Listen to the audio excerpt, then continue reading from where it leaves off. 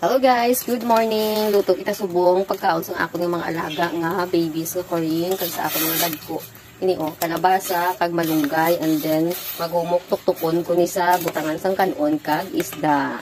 O di ba healthy?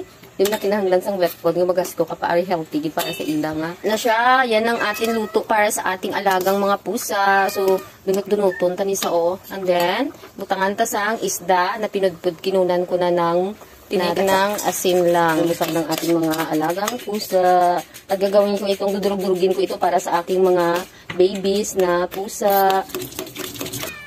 So, ito na guys. Nagantay na yung mga alaga natin ng pagkain nila na. Ayun pa yung isa guys.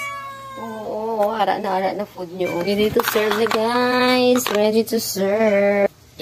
Kain na kayo guys. Sarap ng pagkain nyo guys. Napaka-healthy pa.